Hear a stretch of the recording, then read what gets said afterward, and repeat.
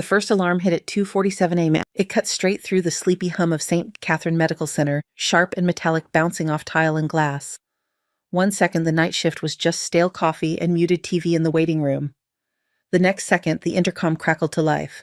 Code black incoming, multiple gunshot wounds, male 30s, ETA 2 minutes, no vitals in transit. The words hung in the air for half a breath. Riley Hart already had her hands in a cart of IV bags. She did not look up right away. Her fingers kept moving, checking clamps, clearing lines, the small automatic rituals that kept her from thinking too far ahead. The second alarm chimed shorter, almost a stutter. That one landed lower, somewhere behind her ribs. For a moment, the sound from the speakers thinned and warped, blending with something else inside her head. Rotor blades, wind slashing hot sand across canvas, a voice shouting for a medic over the roar, then fluorescent light snapped back into focus. St. Catherine ER, Norfolk, Virginia. Floor scrubbed clean air, bright with disinfectant and something faintly floral from the cheap plug-in fresheners. Riley, you heard that right. Denise, the charge nurse, stuck her head around the corner. Her hair was up in a messy bun that had stopped trying an hour ago. You were asking for trauma practice. Looks like the night heard you. Riley slid the last IV bag into place and straightened. Bay 3, she asked. Bay 3, Denise said. And Hart, they said no vitals. Do not get yourself in trouble on your first month. Riley gave a small nod, not agreement, just acknowledgement that the words had been spoken. The corridor to trauma felt a little narrower than it had 5 minutes earlier. Monitors glowed in open rooms, green lines pacing out other people's crises. Somewhere a TV laughed on a late sitcom rerun, the sound weirdly out of place. She pushed through the double doors into Bay 3, just as the glass entrance at the end of the hall blew open with the slam of the ambulance gurney. 2 paramedics flooded in with it splashed in red up to their sleeves. The sheet over the patient was already the wrong color. Jake Rourke, one of them barked. Male 38, ex-Navy, 40-plus GSW, small caliber, multiple entries, no clear exits. Lost pulse 2 minutes ago, intermittent before that. We could not stabilize on the road. The man on the gurney did not look like anything that should still be in one piece. His torso was a mess of soaked gauze and taped plastic. Bullet entry wounds peppered his chest and shoulders, some old and puckered, some fresh and weeping. His skin had that gray, waxy tone that meant the body was already thinking about letting go. Dr. Vincent Hale strode in, snapping on gloves, his lab coat flaring behind him. Tall, lean hair, a little too perfect for 3 a.m. On my count, he said. Move him now. 2 large bore IVs. Get me O negative in here. Airway first. Riley was already at the side of the bed, fingers pressing into cold skin, feeling for something that was not there. No pulse at the carotid. Nothing at the wrist. A monitor was attached, leads sticking to skin that did not seem to register them. The screen drew a flat, quiet line. Time of arrival, 2:49, someone read out. Time of death is in 3 minutes if we do not move, Hale snapped. Tube him. Where is my chest tray? The resident assigned to the case, barely older than some of the corpsmen Riley remembered, fumbled at the setup. His eyes kept sliding to the monitor. Riley watched his hands. They were sweating inside his gloves. His grip on the scalpel was too tight. The third alarm sounded a continuous tone that seemed to come from the monitor, the intercom, the walls themselves. In her head, it bled into another sound, the long scream of a mortar warning siren tearing over a desert camp. Her vision narrowed for a heartbeat. The fluorescent lights above her faded to a wash of pale yellow. A tent roof rippled. A man bled out in the sand, whispering that he was not dying here. Then she inhaled, and the ER snapped back around her. Chest is collapsing, one paramedic said. Trachea shift. Breath sounds diminished on the right. Tube, Hale repeated. Now, the resident picked up the chest tube tray. His hand shook. The scalpel kissed skin and skidded. You're too high, Riley said. He froze. What? You are too high, she repeated, voice level. You will puncture the lung further. Hale's head turned slowly. Hart, this is not your procedure. The resident looked between them, sweat running down his temple. The monitor whined in a flat, aggressive tone. In the space of that heartbeat, Riley reached out, took the tray from the resident, and slid into position. The world stepped into a narrower focus. The line between ribs, the angle, the exact depth. Intercostal mid-axillary, she murmured, more to the anatomy than to the room. Her hands moved in a single sure arc. Incision, blunt dissection, tube in, clamp. For a breath, there was nothing. Then air hissed upward through the tube, a rush of trapped pressure. The collapsed lung tried to remember what it meant to expand. On the monitor, the flat line stuttered. A small bump, then another. That is not possible, Hale said quietly. Pressure is coming back, the resident whispered.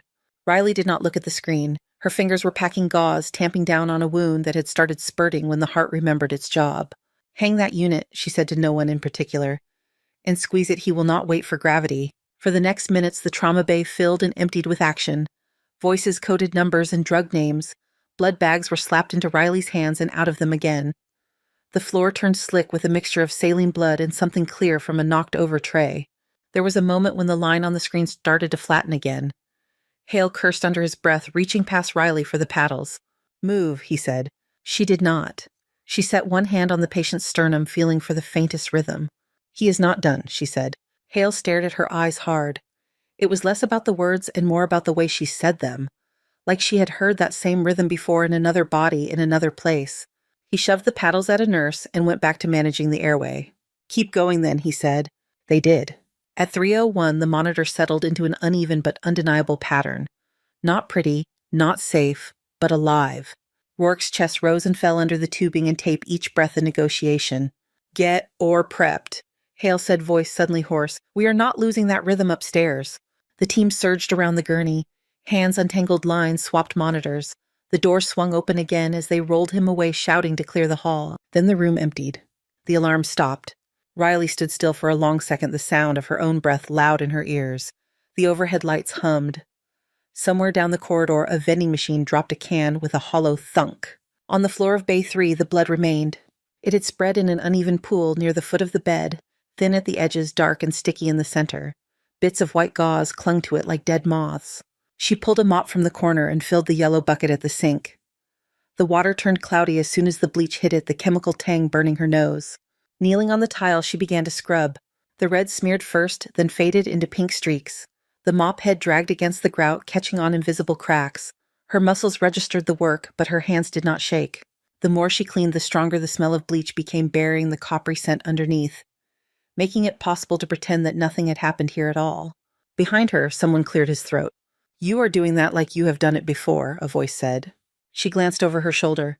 Marcus Reed leaned on his janitor's cart in the doorway, dark skin creased gray in his beard. St. Catherine badge clipped crooked to his shirt. His eyes were on her hands, not the floor. "Done what?" she asked. He shrugged one shoulder. "Clean up after a miracle," he said. "Or after a mess that should have been a body bag." Riley looked back at the fading smear in front of her.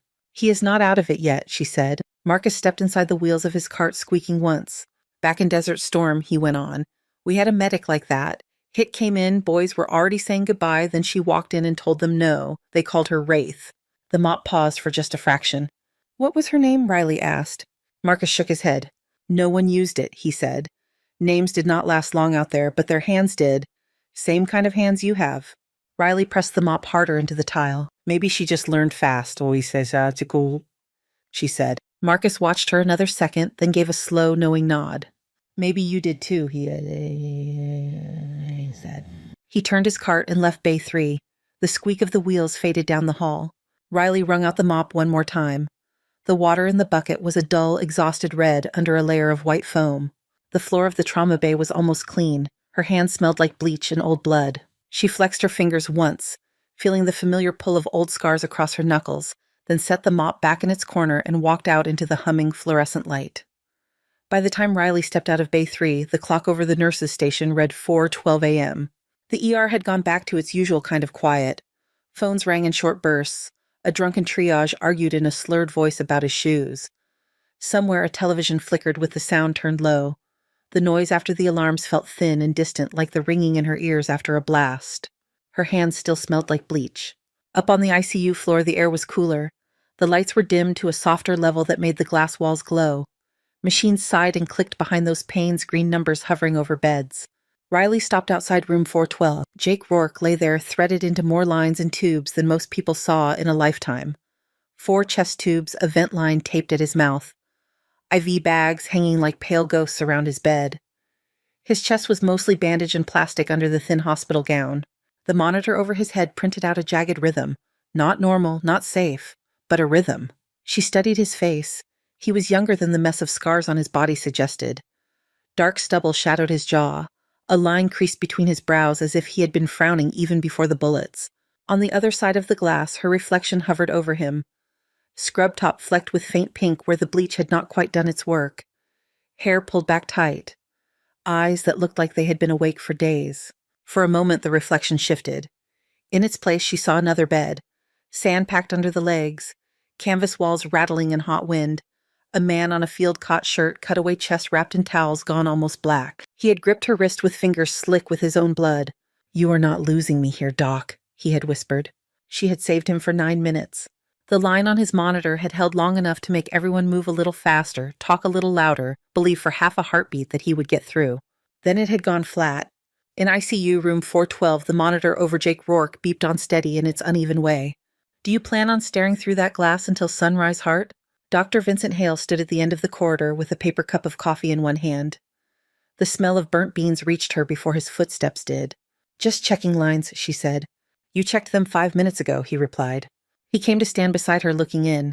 The harshness he carried in the trauma bay had drained out, leaving something tighter and more thoughtful. "You disobeyed a direct order tonight," he said quietly. "You perform procedures you are not licensed to touch in this state. Officially, that is grounds for suspension." Riley nodded once. "I know." He took a sip of coffee, winced at the taste, kept going anyway. "You also kept a man with 40 bullet holes from arriving at my morgue before the sun came up," he said. "I have seen senior surgeons freeze on cases half this bad." "Got lucky," she said. Hale turned his head to look at her. "What you did is not luck," he said. "Where did you learn to move like that?" Her eyes stayed on Rourke. "You learn fast," she said, "when you have watched men die because you were slower." Hale studied her profile. There was something in his expression, a question he wanted to ask, and already knew she would not answer. "You are not making sense, Hart," he muttered. "Neither do 40 bullet wounds in a heartbeat," she replied. He exhaled. The sound was very small in the hallway full of machines. "There will be an internal review, Q," he said. "The board will want to talk to you. It will not be gentle." "I understand." He lingered for another second in front of the glass, as if waiting for something to change on the monitor. Nothing did. Eventually he walked away, his footsteps fading past the nurse's station. By 5 a.m., the gossip had already started working its way through the hospital. In the break room near radiology, a respiratory tech swore he had seen a nurse tie off an artery faster than he could even name it. In the lab, a phlebotomist repeated how the trauma chief had lost his temper and then gone quiet, which no one had seen happen in years. At the main desk, someone whispered the phrase tactical medicine like it was a diagnosis. Some called what Riley had done reckless. Others called it genius. Most had not been in the room, but that never stopped anyone. At 6:30, the cafeteria smelled like powdered eggs and old coffee. The big windows along one wall showed the sky just starting to lighten beyond the parking lot, a flat gray blue over the shapes of Riley sat at a metal table in the corner, hands wrapped around a plastic cup of water she had not drunk. Her scrub top was clean now, a fresh one from the supply closet.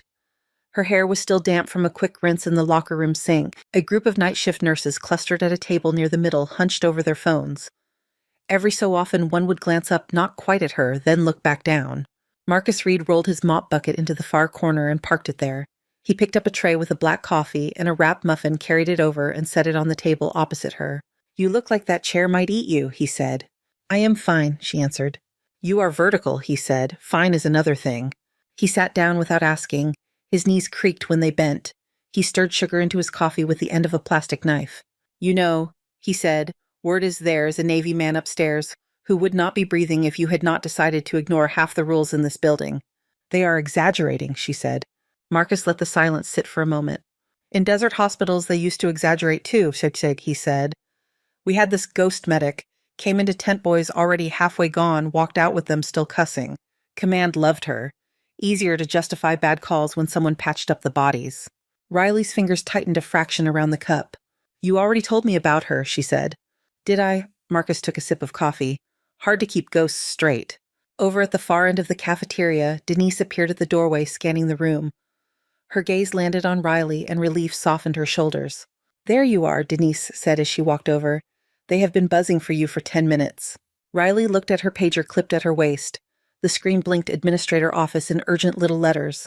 "Bored already?" Marcus asked. Denise shook her head. "No, higher," she said. "They say they are from the Department of Defense." The words dropped between them like a piece of cut glass. Riley picked up her cup, then set it back down.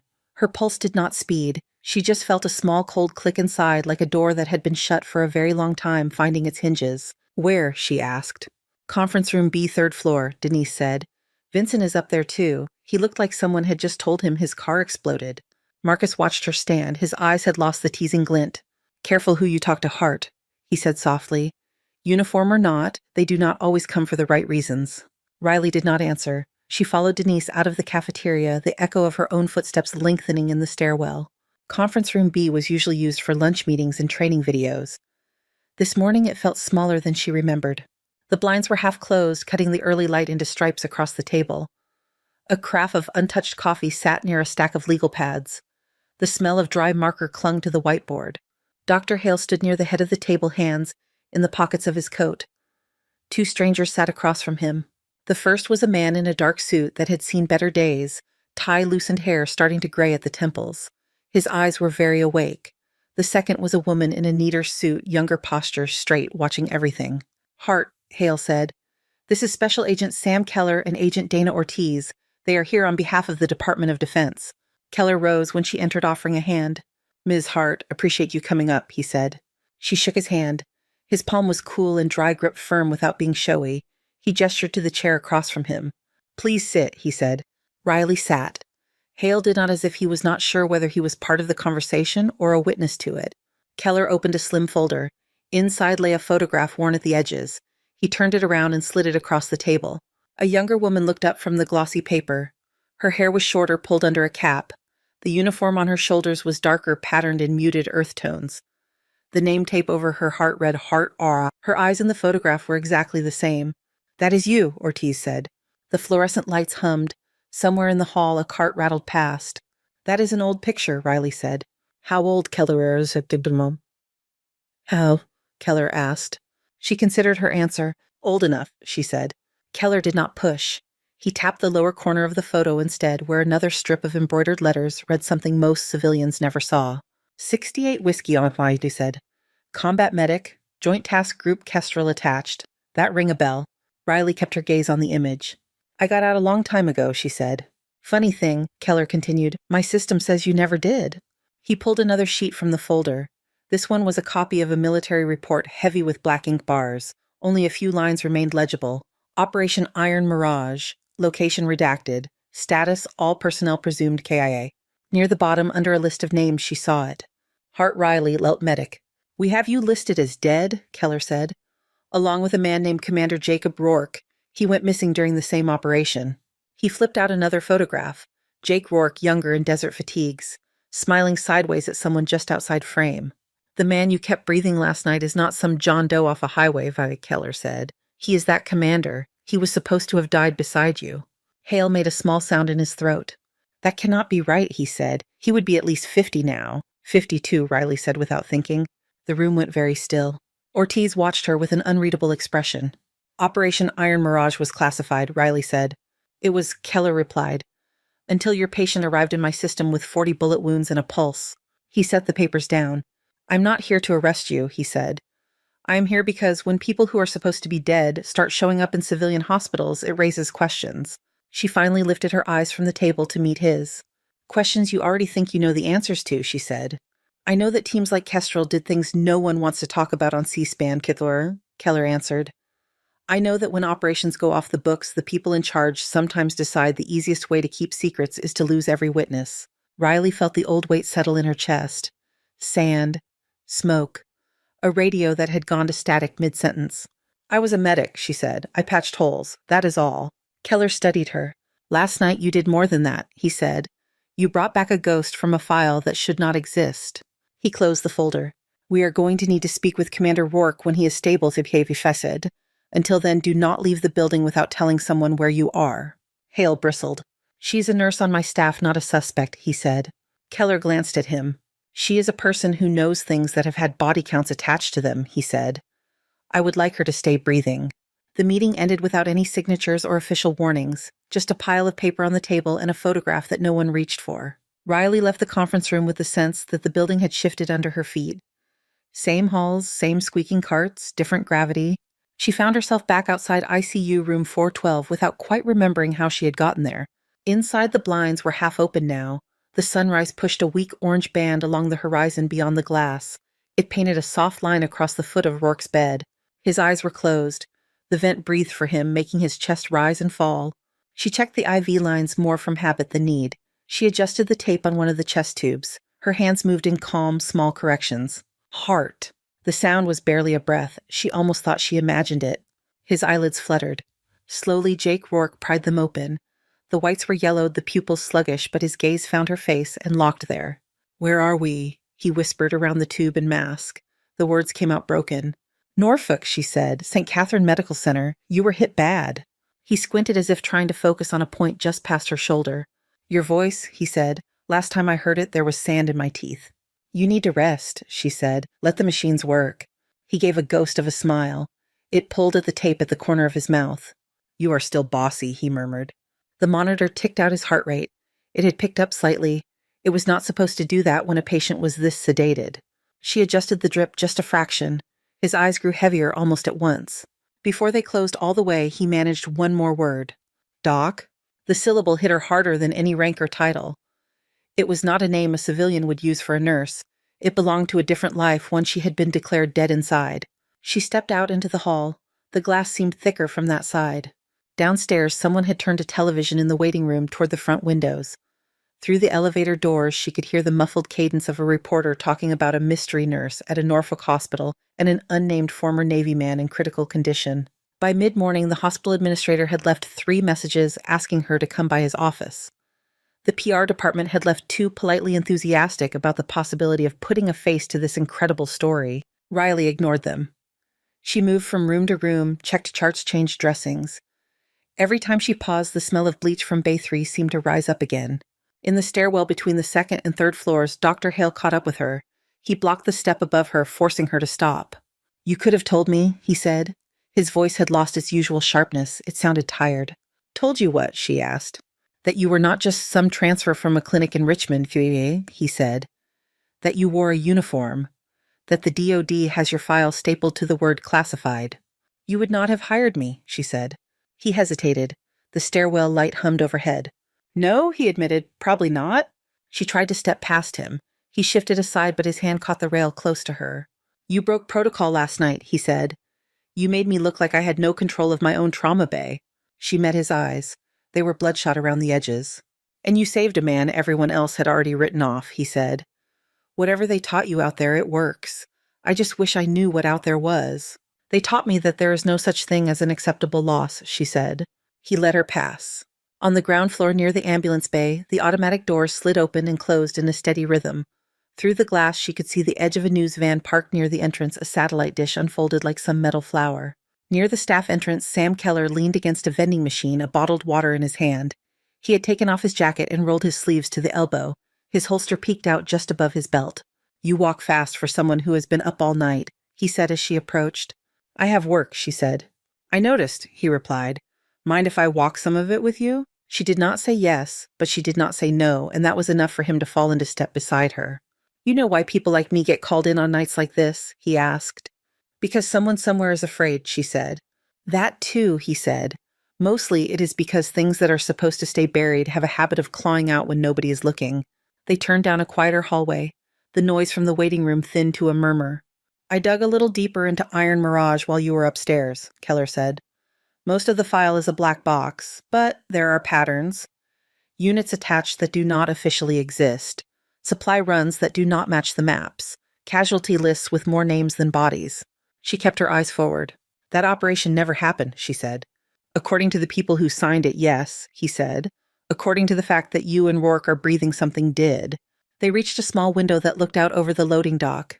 A delivery truck idled there, exhaust hanging in the cold air. Keller tapped the glass lightly with one knuckle. "The kind of officers who run things like Mirage do not like loose ends," he said. "Last night you gave one of those loose ends a heartbeat." He looked at her profile. "That makes you valuable," he said. "It also makes you visible."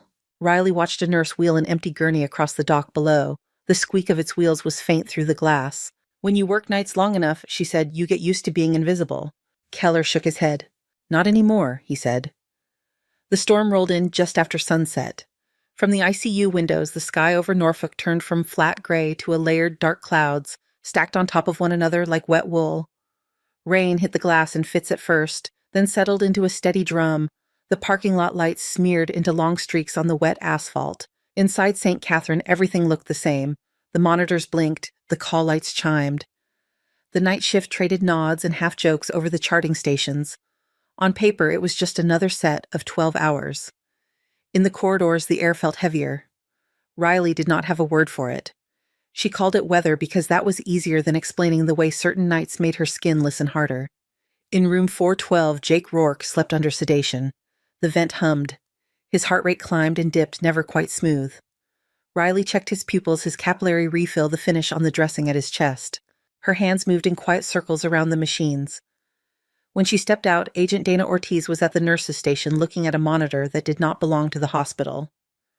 The small black screen in her hand showed several camera feeds at once, cut into 4 squares. "How did you convince security to share that with you?" Riley asked. Ortiz did not smile. "We asked," she said. On the screen, the live feed from the loading dock froze a second, then caught up. A white bar of static flashed across it. "Storm is messing with the cameras," Riley said. "Maybe," Ortiz replied. She tapped another feed. The stairwell at the east wing appeared. Empty. The time code in the corner flickered, then steadied again. "Badge logs show someone came through the lower access 10 minutes ago," Ortiz said. "No one on the camera." Riley watched the empty stairwell. The light over it buzzed in the grainy image. "Maintenance?" she asked. Ortiz shook her head. "Already checked," she said. "Their keys are accounted for." Riley felt that small, cold click inside again. "Where is Keller?" she asked. "Talking to your head of security," Ortiz said, trying not to start a turf war. A call light chimed 3 times in a row, a pattern that did not match any of the room buzzers. Denise frowned and picked up the wall phone. "Trauma wants you," she mouthed to Riley. The call from downstairs was about a teenage boy with a broken arm and a possible head injury. For 10 minutes, Riley rode the familiar track from triage to suture, from X-ray to reassurance. Her hands knew what to do. Her voice knew how to make frightened people breathe slower. She was cleaning the last smear of blood from a knuckle when the first alarm hit. It was not the same tone she had heard at 2:47 the night before. This one was shorter, sharper, a series of chimes that stacked on top of one another with no space between. "Security alert, Guillaume," the intercom said. "East wing. All staff shelter in place until further notice." The words came out flat, like they had been recorded and were now playing over someone else's night. Denise looked up from the charting computer. Her eyes met Riley's across the trauma bay. "You ever had a security alert that was not a drill, Thima?" Denise asked. "Once," Riley said. "Somewhere else." In the ceiling, the lights shifted to a backup setting. They dimmed just a fraction, but the color changed enough to make skin tones look off.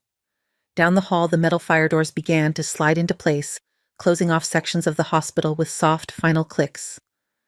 The alarms from upstairs bled faintly through the vents. They carried a tone that sat wrong in Riley's chest. She had heard that rhythm before in other buildings in other countries when someone had decided that whatever was happening inside needed to be contained. Her pager buzzed hard against her hip. ICU call. When she reached the unit, 2 of the nurses were already moving patients away from the windows. One pushed a portable vent. Another maneuvered an IV pole tangled in tubing. "What happened?" Riley asked. "Security says someone tried to get in through a service door on the east side," the charge nurse said. "They ordered lockdown. We are supposed to stay put." Ortiz stepped out of the staff lounge, radio pressed to her ear. She shook her head and tossed the device to a nearby chair. "Signal is garbage," she said. "Too much interference." "Storm doctor?" the charge nurse asked. Ortiz met Riley's eyes. "Could be," Ortiz said. "Could also be someone who knows how to block a frequency." The sound that came next did not ride the intercom. It came up through the floor, a distant, heavy thud that everyone in the hall felt in their feet. "What was that?" someone whispered. Riley knew the sound of a door being forced with a shaped charge. The concussive wave was smaller inside a stairwell, but the bones still learned it. Her body remembered before her mind finished the thought. "That is not the storm," she said. She moved to room 412 and pulled the chart up on the end of the bed more as an excuse to steady her hands than to read numbers. Jake Rourke lay where she had left him, but the lines on his face had shifted. The crease between his brows had deepened. The muscles in his jaw jumped once, a twitch of a man who heard something even when he was not supposed to. "Hart," Ortiz said from the doorway, voice low. "We have people breaching the east stairwell. Not mine, not local cops. They move like they train for this." "How many?" Riley asked. Enough, Ortiz said. Riley stepped into the hall. Denise, she said, we need the vent-dependent patients moved away from the east side. Use the inner rooms. Close every blind we have. Heart security told us to stay in place, the charge nurse protested. Security does not know what is coming up those stairs, Riley said. Her voice was calm, but it carried. You want your patients alive when they get here. Move them. Denise stared at her for a second, then nodded. You heard her, Chip, she told the others. Move. Nurses started wheeling beds, unhooking monitors, pushing IV poles. The corridor turned into a slow, careful tide of equipment and fear. Riley went back into Rourke's room. She looked at the vent settings, then at the portable unit in the corner. She checked the battery, the oxygen tanks, the backup tubing. You are not walking out of here, she said to him. So we will improvise. His eyelids fluttered once as if some part of him heard. From the far end of the unit, a loud bang sounded, followed by a short burst of shouting and the crack of firearms. The noise hit the glass like hail. Someone screamed. Someone else yelled for people to get down. Ortiz drew her sidearm and took position behind the nurses' station eyes on the intersection where the ICU hall met the main corridor. Riley unhooked the main vent from Rourke and moved him onto the portable unit in 3 practiced motions. The machine hissed to life. His chest rose and fell. The alarms on the wall monitor began to complain. Quiet, she said under her breath as she muted them. She unlocked the wheels on his bed. Agent Keller appeared at the far end of the hall. His suit jacket was gone. There was a small cut above his eyebrow already drying. We have at least 6, maybe more, he said. Black gear, rifles, they are clearing rooms. This is a hospital, Denise said. Her voice had gone high, almost unrecognizable. They are not here for sick people, Keller said. They are here for a target. His gaze flicked to Rourke's room. Riley already had her hands on the gurney. Then we do not keep the target where they expect him to be, she said. Keller moved to the other side of the bed. You know there are people with guns between here and your elevator, he said. You have a gun, she said. Use it. Rapid footsteps pounded closer. The sound was wrong for cops. Too measured, too in sync. Bulletproof glass still had limits. So did drywall. Riley had no intention of finding out those limits with Rourke lying still and breathing beside them. Back corridor some, she said. Service elevator by the linen room. Keller nodded once. They pushed. The gurney rolled into the hall metal frame, squeaking. Tubing swayed. The portable vent bumped against the side rail with every turn. Ahead the corridor opened into a T-junction. Ortiz covered the left side where the noise of boots grew louder. Keller kept his eyes on the right. The first figure came into view at the far end of the left wing. Black clothing, helmet, face hidden behind a half mask, rifle up and ready. He did not look unsure or rushed. He sliced the pie of the corner with his barrel the way someone had drilled into him 1,000 times. He saw movement at the junction and pivoted. Ortiz fired first. The crack of her weapon tore down the hall. The man jerked. He went down onto one knee, then onto his side. Another figure stepped over him without breaking stride. Move, Riley said. They swung the gurney toward the right wheels, skidding on the polished floor. Plaster dust jumped from the wall as bullets hit where they had been a second before. They barreled through a set of double doors into a quieter service corridor. The overhead lights hummed a little lower here. The smell changed to metal and detergent. Elevator is at the end, Keller said. He ran ahead to hit the call button. The small arrow above the doors glowed red. Somewhere below, machinery clanked. Behind them, the sounds from the ICU dimmed with the closing of the doors. They did not stop entirely. The echo of gunfire carried down the vent shafts. Riley kept one hand on the gurney and one on the vent tubing. Stay with me, she told Rourke. You have been buried once. That is enough. The elevator arrived with a soft ding that felt almost polite. They shoved the gurney inside. The space barely fit all of them. Ortiz wedged herself at the front gun pointed at the seam where the doors would open again. Keller hit the button for the basement. The doors closed. For 3 breaths there was silence. Riley could hear the sound of the elevator car moving through its shaft, the cables rolling over metal. Her own heartbeat settled into the rhythm like another machine. When the doors slid open at the basement level, the air was cooler. Concrete walls, exposed pipes overhead, the hum of generators nearby. They pushed the bed out into a low, wide hall. To the right, a set of double doors led toward the loading dock. To the left, the hall bent around toward storage rooms and maintenance. "Dock first," Keller said. "We can get him into a vehicle and out." They headed right. The closer they came to the dock doors, the clearer the smell of rain and exhaust became. Faint flashes of emergency lights flickered against the crack at the bottom of the door. Riley put her shoulder into the gurney one last time and pushed through. The door swung outward. Several men stood waiting in the shelter of the overhang where the rain could not quite reach. Their clothing was darker than the night. Some held weapons angled down, safe but ready. In front of them, hands behind his back, stood a man who did not wear a helmet. His hair was clipped close, more white than brown. His face had the calm of someone who did not startle easily. The long coat he wore was wet at the shoulders, but he did not seem to notice. His eyes went straight to Riley. "Lieutenant Hart," he said, "you took your time." Rain blew sideways into the dock, carried by a hard wind off the bay. It soaked Riley's scrub pants in seconds, chilled the sweat on her back. The man in the coat did not seem to notice the weather. He stepped forward into the weak spill of light from the doorway. Up close, the lines at the corners of his eyes were deep. His gaze did not drift to Keller or Ortiz or the armed men beside them. It stayed on her. "Colonel," Riley said. He inclined his head, a small acknowledgement that they both heard the word. "Victor Hale," Keller muttered at her shoulder. "Of course." Riley caught the name and felt a tiny hitch in her chest. Same last name as the trauma chief. Different posture, different world. "You have been hard to find, Hart," Victor Hale said. "You left your last field assignment without a debrief. You left our little theater without a goodbye." "I got tired," Riley said. "The audience was killing people." Keller stepped in, badge in one hand, the other still close to his holster. "Special Agent Keller, Federal Bureau of Investigation, Yavai," he said. "This is a civilian hospital. You and your men are trespassing and interfering with a federal matter." Victor Hale regarded the badge as if it were a menu he had already memorized. "You are late, Agent," he said. "You were always going to be." Behind him, one of his men shifted, a subtle movement that spoke of impatience more than fear. Their rifles were angled at the ground, but every trigger finger was inside easy distance.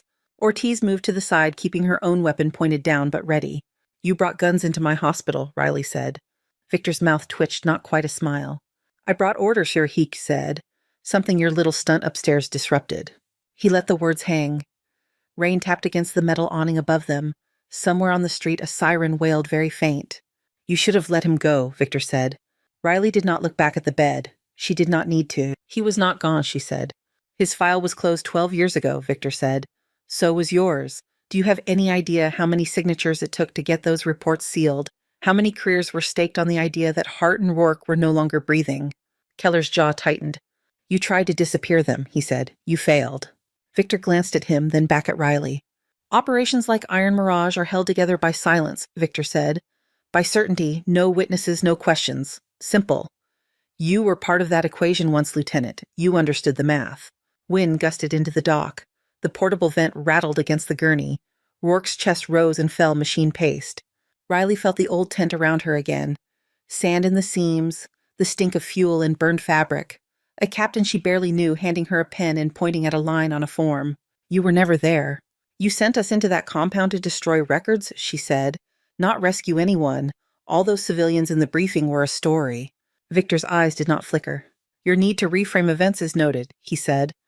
"The fact remains. Mirage was erased. Every trail cut. Every participant accounted for." "You mean dead," Keller said. Victor gave the smallest shrug. "The important thing, Fu," he said, "is that no one who was there could walk into a courtroom and talk. That was the design. Clean. Efficient." He nodded toward the gurney. "Then he takes 40-some bullets on a highway and ends up under your hands," he said. "You really do have an inconvenient habit of keeping people alive." Keller took a half step forward. "This conversation is done," he said. "You and your men are leaving, or I start treating this dock like any other crime scene." Victor looked past him to the open lot beyond. Red and blue lights flashed faintly on the far side of the parking area, now reflecting on wet pavement. Sirens grew louder, no longer a distant rumor. His men shifted again, this time in the direction of retreat. One spoke quietly into a mic at his collar. The sound was lost under the rain. Victor sighed as if someone had interrupted a meeting he had been enjoying. "You always did attract noise, Hart," he said. "There is a simple way to quiet it," Riley replied. "Stop shooting at people." He smiled at that, a small, tired thing. "That was never my job," he said. "My job was to decide which people did not get written down." He took a step back, the men behind him starting to fan out toward the darker edges of the dock. "You have a choice," Victor said. Come with me now, and this stays between the few of us who remember Mirage. Stay here, and every person with a camera will want your face in his story. That tends to shorten life expectancy. Keller lifted his gun a few inches. She's not going anywhere with you, he said. Victor did not look at him. You think a badge stops a bullet? Victor said. It never has. Another siren joined the first. Voices now closer officers shouting to one another as they set up a perimeter. Victor weighed the distance with a glance. He had been doing this long enough to know when a timetable had changed. He nodded once almost to himself. Another time then he said. He met Riley's gaze one more time. You can run on whatever name you are wearing this week, he said. The ghosts do not care what is printed on your badge. Then he turned and walked into the rain. The men behind him melted into the shadows, slipping around the edges of the lot. By the time the first squad car rounded the corner, they were gone. The dock flooded with different uniforms. Local police in heavy vests, federal jackets with reflective letters, radios chattering, tape going up. Rourke left on a different stretcher, flanked by agents and nurses headed back inside under heavier guard. Keller gave orders into 2 different radios at once. His voice clipped the lines at his mouth deeper. Riley pushed the empty gurney back through the basement hallway. The wheels squeaked on the wet floor. Her shoes left small prints on the concrete. By the time the sun was up, the hospital walls had started to forget. Maintenance plastered over the bullet holes in the ICU wing. Later, someone would paint over that plaster, and the patch would blend into the rest of the eggshell. In the trauma bay, the floor where Rourke's blood had been was cleaner than the surrounding tile. The smell of bleach was thicker than the smell of coffee. In a small office off the administrative corridor, Keller closed the door and set a thin stack of papers on the desk. Riley sat opposite him, shoulders slumped in a way that did not quite match the straight line of her spine. The blinds over the small window were half open. Strips of light lay across the carpet. I pulled what I could before someone higher up locked it again, Keller said. Iron Mirage 2009 Gulf Front, 8 operators, 1 medic. He nudged the papers toward her. The first page was a satellite image, a cluster of low buildings half swallowed by sand. Dark smudges where something had burned long enough to leave scars. The next page was a roster, most of the names blacked out. Near the bottom, just above Rourke Jacob CMD Seal, her own name sat in block letters. Hart Riley, Lelty Medic, Status KO. Someone had underlined it once in blue ink. Riley's fingers brushed the edge of the page. They told me it was a training accident, Keller said. Truck malfunction, no survivors. That was the official line. In the tent, they called it an ambush, Riley said softly. Then they called it a classified incident. Then they called it something that never happened. Her eyes were not on the paper anymore. They were looking at a memory only she could see. There were bodies, she said, our own, people we were supposed to pull out. The compound was full of paperwork, hard drives, documents. They did not want anyone else to see what was inside. What was inside, Keller said. Names, she said. Contracts, operations that made Mirage look clean. She remembered the crack of the explosion when the truck loaded with those records went up. The way the sound had flattened everything for a moment. No shouts, no gunfire, just white noise. She remembered waking up later in a field tent with a stranger telling her she should be grateful. You survived. Sign here. Keller watched her face carefully. You tried to report it, he said.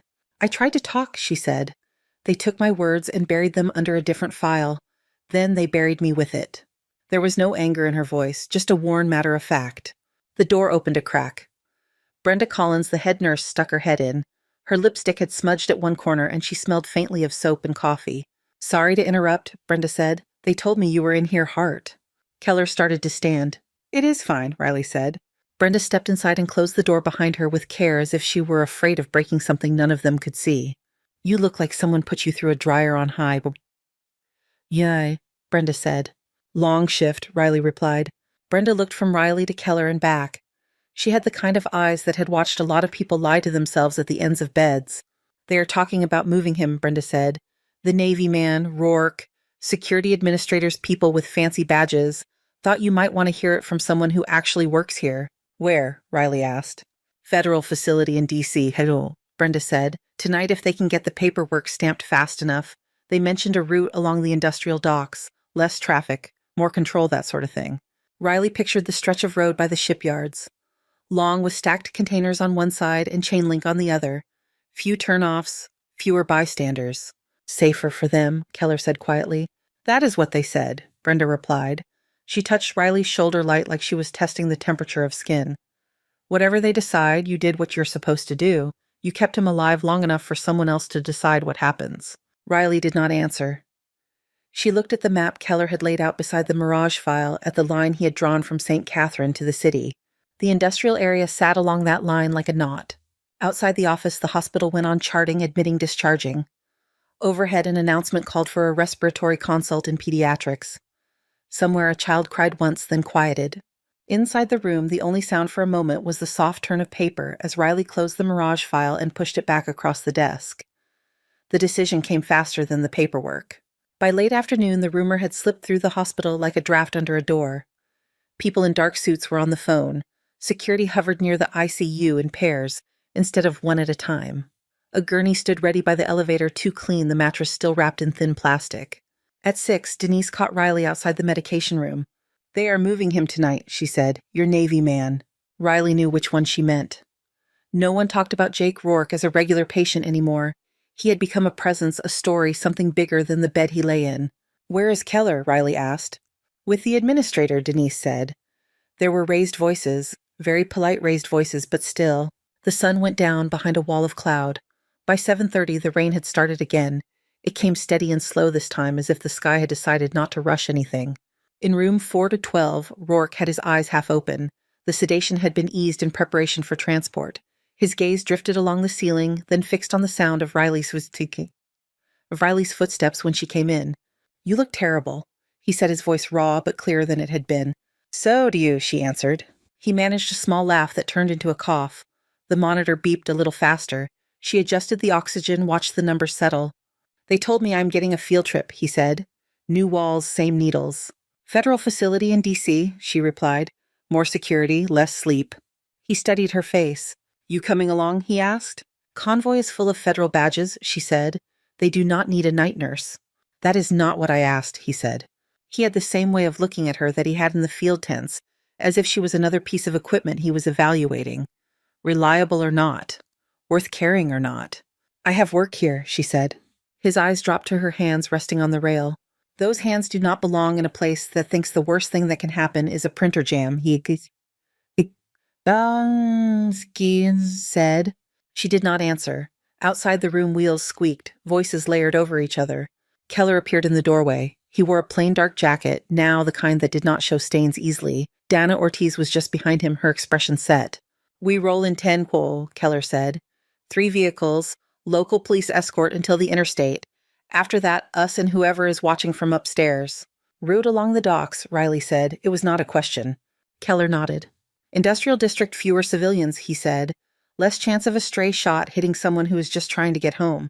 More blind corners," Riley added. "More places to park a truck with bad intentions." Keller leaned on the doorframe. "You think we should stay," he said. "I think whoever sent armed men into a hospital does not stop because you switched addresses," she said. She said. Ortiz spoke for the first time. "We have eyes on the route, she said. "State troopers local, our own. We will not walk into this empty." Riley looked at Rourke. His breathing was steadier than yesterday, but every rise and fall of his chest was still work. "He will not like bumpy roads," she said. "We will drive slow," Keller replied. He watched her another second. "We could use someone who knows how to keep him breathing if things get noisy," he said. "All due respect to our guys, they did not patch up people under fire for a living." "Used to," Riley corrected. "I used to do that." "Once is usually enough to learn the difference," Keller said. The hallway outside the ICU had shifted from routine to something tighter. Extra guards stood by the doors, jackets bulky over ballistic vests. Nurses moved around them with the same determination they used around broken equipment, annoyance buried under necessity. They loaded Rourke onto a transport stretcher with straps at shoulders, waist, legs. The portable vent was checked again. Lines were secured. The heart monitor attached to the side of the gurney flashed steady green. "Last call," a paramedic said. "We are sealing him in." Riley picked up her badge from where it dangled at her chest. The plastic rectangle swung slightly in front of her scrub top. "I am going," she said. Denise's eyebrows climbed. Keller did not smile, but his shoulders dropped a fraction like a small weight had shifted. "Then we have a better chance of all coming back," he said. The convoy lined up at the ambulance bay under yellow lights. First vehicle, a black SUV with government plates, carried 2 agents and a driver. Second vehicle, the ambulance with Rourke inside, doors open, back end facing the rain. Third vehicle, another SUV where Keller and Ortiz would ride. Riley climbed into the back of the ambulance. The space was tight smell of antiseptic and rubber strong. The paramedic inside nodded to her and shifted to make room. "You ever done a ride like this before?" he asked. "Once or twice," she said. The doors closed with a heavy clunk. Outside, sound became muffled. The rain drummed on the roof. Through the small front window, she could see the first SUV pull out. The ambulance followed, then Keller's vehicle. They rolled through the city streets, wipers beating a steady tempo. Traffic at this hour was light, mostly delivery trucks and late shifts. A police cruiser slid in behind them for a few blocks, then turned off toward another part of town. Riley kept her eyes on Rourke's face, on the rise and fall of his chest. The monitor beeped in gentle defiance of the dark. "Feels like Basra," Rourke muttered. The movement of the ambulance had jostled him half awake. "Basra did not have this much rain," she said. "It had enough," he replied. He blinked slow. "You remember the convoy out of that compound?" he asked. "Pieces," she said. "Truck in front went up first," he said. "Everything went white. I thought that was it. No more sand, no more noise." He looked at her. "Then I heard your voice, he said, yelling at me to breathe." The road curved, taking them past the edge of the shipyards. Stacks of containers rose on one side, metal boxes painted in faded reds and blues and greens. On the other side, chain-link fence and the dark spill of the bay. The streetlights here were farther apart. The gaps between pools of yellow light were long. Riley felt the hairs on her arms lift. She glanced toward the front of the ambulance. The driver sat hunched over the wheel, eyes forward. The paramedic checked a clipboard, oblivious to the way the world outside had narrowed. The glare came from nowhere. Headlights too bright swung across the windshield from a side street. The ambulance driver swore and hit the brake. "Idiot," he said. "Where is he even coming from? There is no intersection there." Riley did not have time to answer. The first SUV in front of them blossomed orange. The sound that followed was deep and short, more felt than heard. The vehicle lifted, then dropped in a mess of twisted metal and flame. The shockwave hit the ambulance like a hand. The back end fishtailed. Rourke's stretcher lurched against its straps. The monitor flew sideways, slammed into the wall. The driver fought the steering wheel. "Hold on," he yelled. The ambulance skidded to a stop a few yards short of the burning SUV. Riley was already moving. She threw herself over Rourke, bracing an arm against the wall to keep from crushing him. The first bullets came in a tight, controlled burst. They chewed up the pavement near the front tires. Sparks jumped. The paramedic yelped and dropped to the floor. "Kill the lights," Riley snapped. He hit the switch with fumbling fingers. Inside the ambulance, the world shrank to the small glow of the machines. Outside, shadows detached from the stacks of containers. Figures in dark clothing moved with purpose, not rushing angles precise. Their rifles spit more controlled fire, directed at engines and windshields. Behind them, Keller's SUV swerved. Glass shattered. The sound of return fire answered from his side. "Open the side door," Riley told the paramedic. He stared at her. "They will see us," he said. "They already know we are here," she said. "We are not staying in a metal box." She grabbed the vent, unhooked it from its mounting, and clipped it to the side rail in one practiced move. Then she released the stretcher brakes. The paramedic slid the side door open. Rain reached in cold and immediate. The smell of burning fuel was stronger out there, mixed with wet asphalt and hot metal. "On 3, she said. "We drop to the ground and use the ambulance as cover. You take his feet." The paramedic swallowed, nodded. 1, she said. Another round hit the side of the ambulance, punching a neat hole through the metal. 2. She could hear Keller shouting something, words lost under the noise. 3. They shoved the stretcher toward the door and rode it down, letting gravity do the work. The wheels hit the ground hard. One bounced, threatening to tip, but Riley threw her weight against the frame and kept it upright. They ended up crouched beside the ambulance, the vehicle between them and most of the fire. The burning SUV cast an ugly light across the whole scene, making shadows jump. Keller appeared at the rear corner, sliding in behind the bumper. His jacket was torn at one sleeve and there was blood on his cheek. "Thought you wanted a quiet night," he said. "You have terrible ideas of quiet," she answered. He took in the situation with one glance. "We are boxed in," he said. "Explosive at the front, blocked road behind. They timed this well." "Victor," she said. Keller nodded.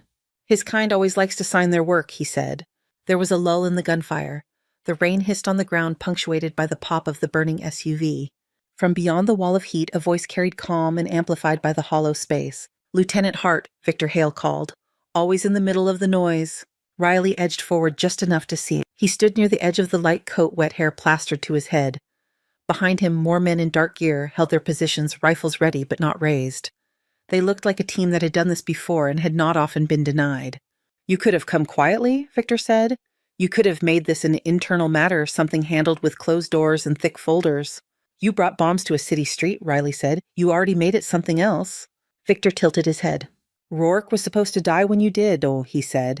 You fought for him then. I will give you that. Loyal to a fault.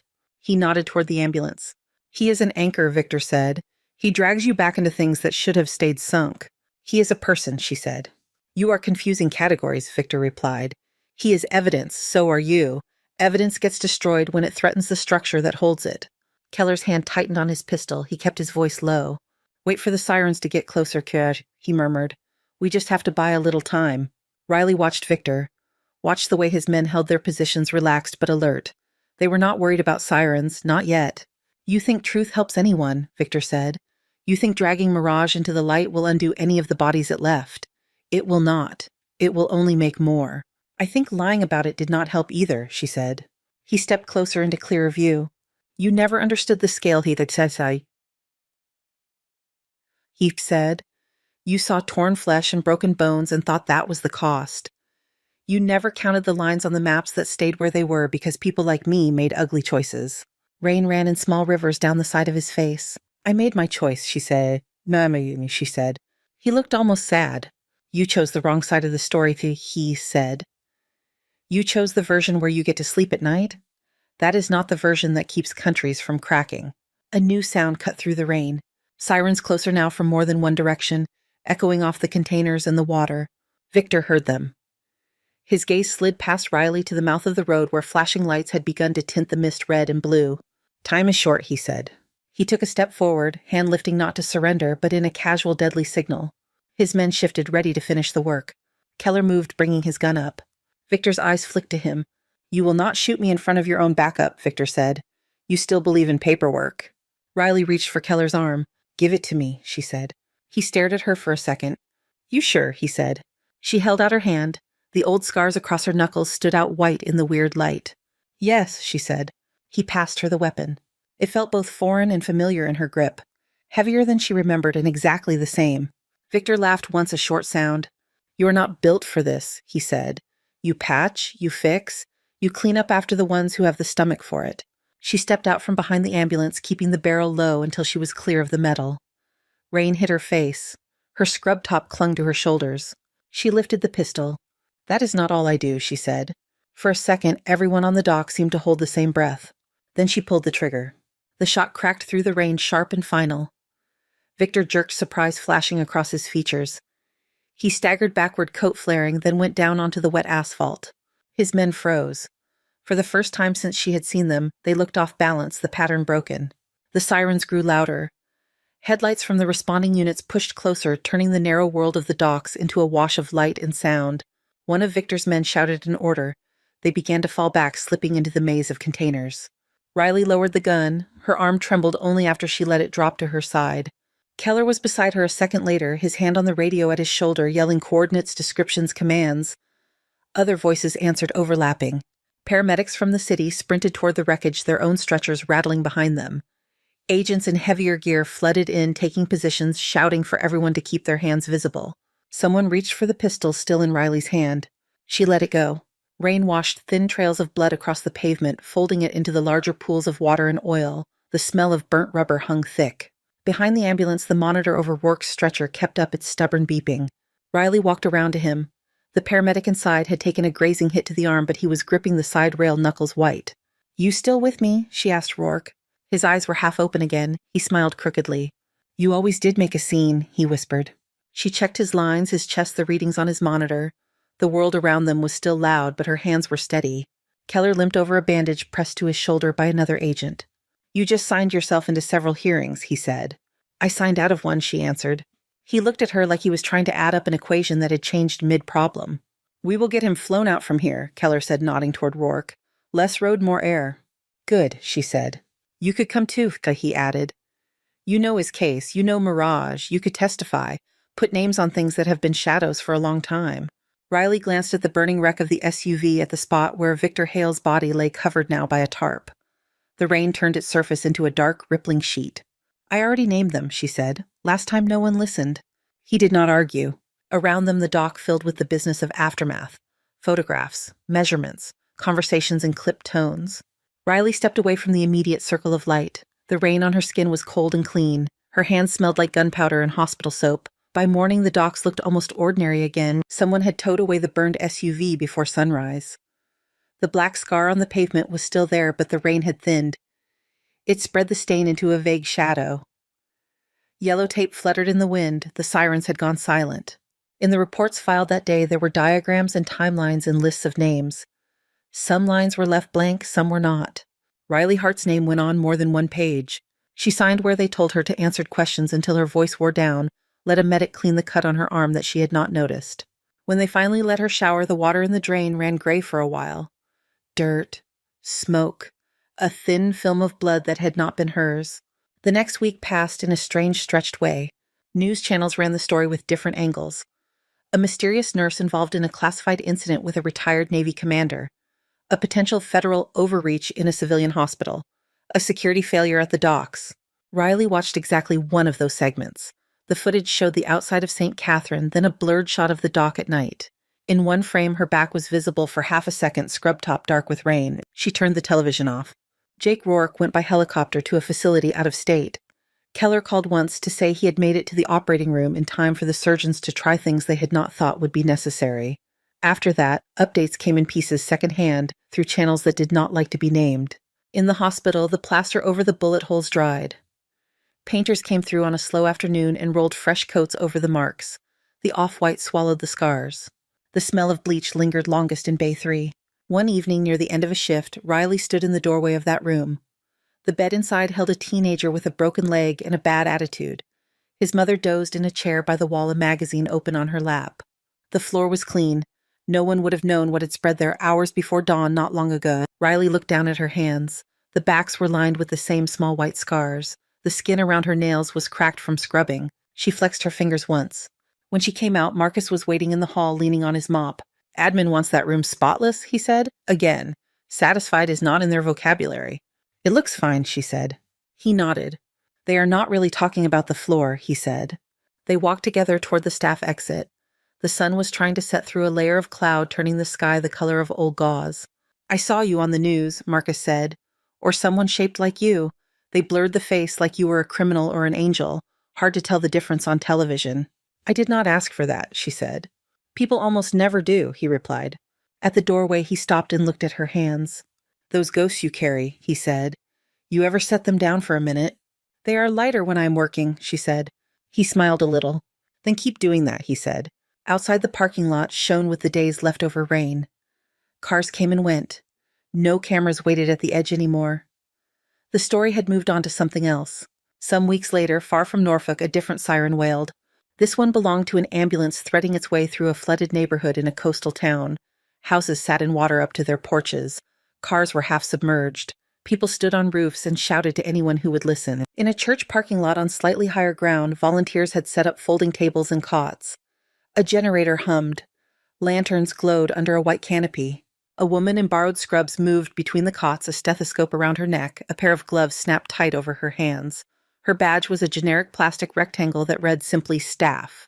She knelt beside a man whose leg was wrapped in a towel, turning slowly red. "This will pinch," she said. Her voice was steady, not loud. The man nodded, teeth clenched. She tightened a tourniquet, checked for distal pulse, then loosened it by a fraction. Her fingers were fast, not hurried. Exact. "Where did they send you from?" the man asked through his breathing. "Night shift," she said. He laughed once, a sound that broke and reshaped itself as a groan. "Figures," he said. She finished securing the bandage. The siren from the ambulance faded as it turned down another street, heading for someone else who needed it. Later, in a different place, a temporary clinic had been set up in a gymnasium.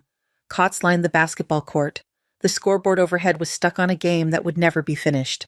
The same woman adjusted an IV drip for a boy with a fever. His mother watched her every move. "What is your name?" the mother asked. "Riley," she said.